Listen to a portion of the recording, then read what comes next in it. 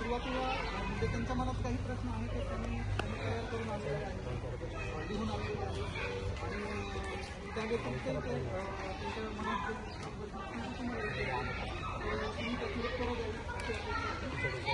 सर्वात आधी मला असं वाटतं की तुम्ही जर तुमची ओळख करून दिली त्यांना आता नावं माहिती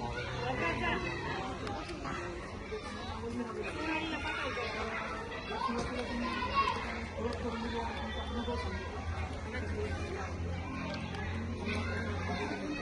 त्यानंतर तुमचा प्रश्न विचारतो.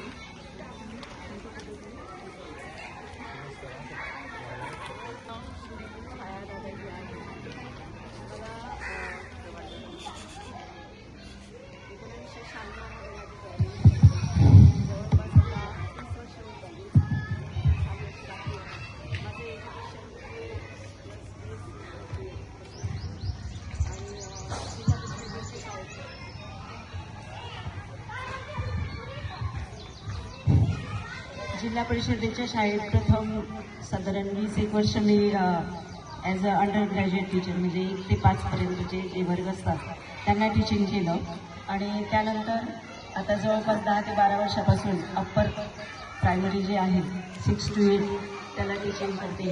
आणि ॲक्च्युली BSc BEd असल्यामुळे मला सुरुवातीला जे खालचे वर्ग होते ते शिकवणं खूप अवघड जात होतं आणि जेव्हा मी आमच्याकडे ग्रॅज्युएट टीचर म्हणून नेमणूक करण्यात येते ॲज पर सब्जेक्ट, तर त्याच्यात नेमणूक झाल्यानंतर 2014ला मला जे खरं सॅटिस्फॅक्शन होतं टीचिंगचं ते मिळालं. कारण ग्रास्पिंग लेवल ही आपण देतो आणि घेणाऱ्याची जर इक्वल वेव्हलेंथ जुळली तर मग ते वेगळी मजा येते ती, आणि ती मला हे ग्रॅज्युएट टीचर झाल्यानंतर मिळाली.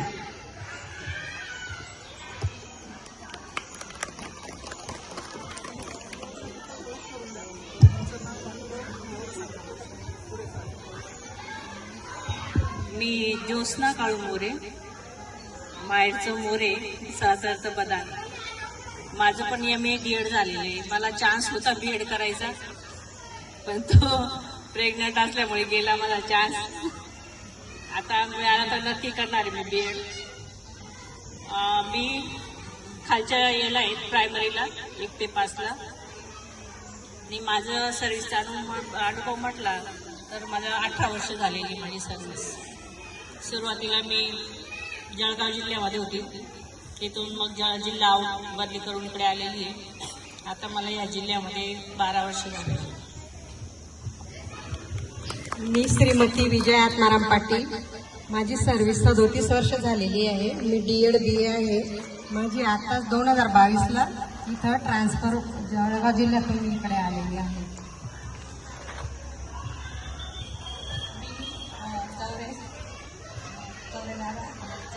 सकाराम. मी 2024मध्ये म्हणजे आज मला 3 वर्ष पूर्ण होत आहे.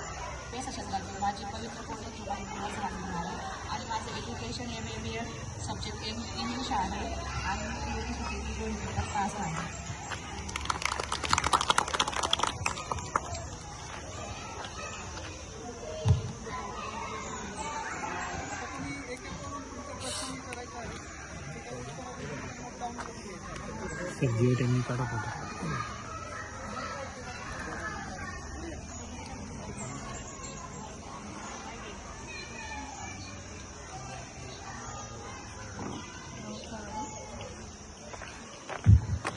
नमस्कार मॅडम, मी शिल्पा देशपांडे, BEdच्या फर्स्ट इयरला आहे.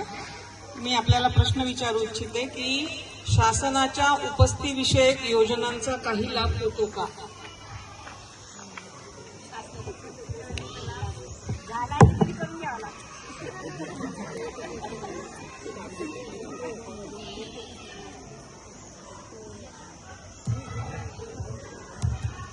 उपस्थितीविषयी म्हटलंय ना, तर ग्रामीण भागात उपस्थितीचा खरंच खूप प्रॉब्लेम येतो बऱ्याच वेळा.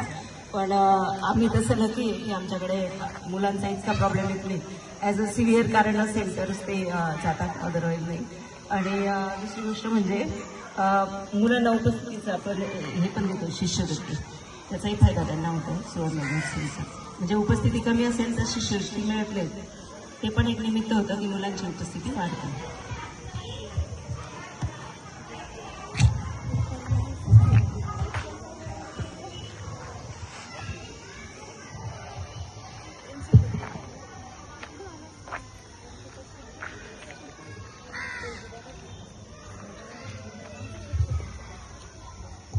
नमस्कार मॅडम.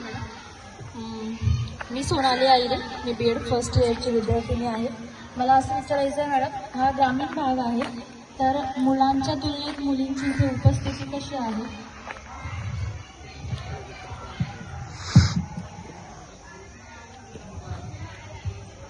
प्रत्येक शाळेत बघितलं तर मुलांची उपस्थिती जास्तच असते. त्यामुळे आमच्याकडे एवढा प्रॉब्लेम नाही आहे. मुली ज्या आहेत, पालक चांगले असल्यामुळे मुलींची उपस्थिती पण चांगली असते.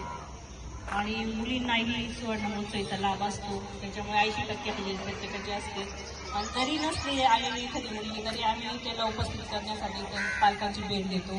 पालक भेट रजिस्टर आम्हाला ठेवावंच लागतं. त्याच्यामुळे प्रत्येक मुलगी आणि मुलगा दोन्ही सारखेच्या जणी शाळेमध्ये उपस्थित असतात.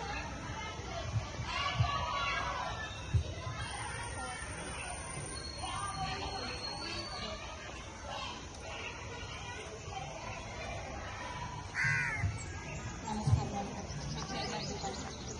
BEd प्रथम वर्षाची विद्यार्थिनी. मॅडम, माझा प्रश्न असा आहे की मागे पडणाऱ्या विद्यार्थ्यांसाठी विशेष मार्गदर्शन आता शासनाने निपुण म्हणून चाचणी चालू केलेली आहे.